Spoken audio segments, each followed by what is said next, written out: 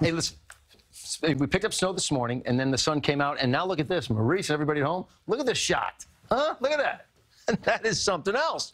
We have some upper-level snow flying around outside. Hey, I'll get out of the way. You can zoom in on that one. You betcha. Show everybody at home what that looks like. Clearly a little upper-level wind because, Maurice, the snowflakes are going up, not down. Look at that. See, they're actually flying a little bit of an upward angle. I just show you that you've got some upper-level winds blowing as well.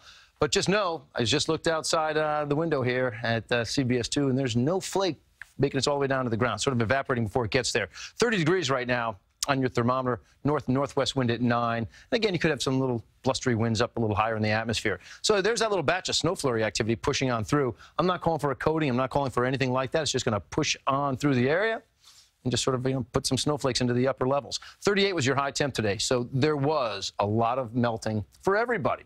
All right, that's New York City's high temp. You pick any town in the area, and you had a maximum temperature today that was above the freezing mark. Whatever snow you picked up started to melt. Roadways were shiny and wet. Well, there's going to be some refreezing out there. It's 30 degrees right now, and we'll get even colder as we push into your morning. And waking up, it's about 19 degrees in New York City, so there will be some icy spots out there, and you are way, way below the freezing mark for everybody. So everyone is going to have some icing to deal with early in the morning. So overall, look at the big picture here. The whole country, coast to coast, quiet.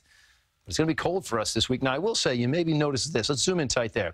A little area of some wet weather, a little intensity to it as well. It's going well south of us. I do want to point out, moving through Alabama, and look, even some snowflakes now in Alabama. Alabama's going to get some very cold air that's going to move in.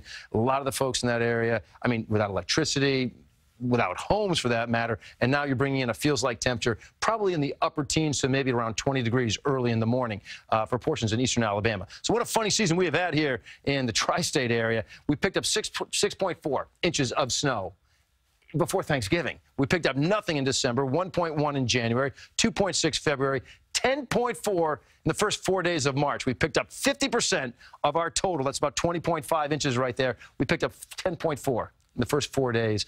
And I don't see anything brewing as far as a big snowfall accumulator over the next 7 days. Let's talk about it. You're going to be below freezing all the way until sometime on Friday. And even Friday, you'll go above the freezing mark, but not dramatically, maybe 35 degrees. Saturday, you're 39.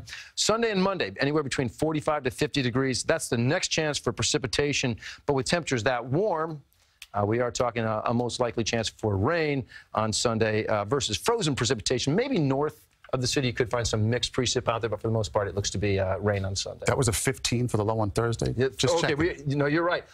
He's right. Thursday morning, we bottom out. Real cold out there, about 15 degrees. Plenty of folks in the single digits. I was just checking. It is after 11 o'clock. No. Don't miss out on the 15. Thank you, Lonnie.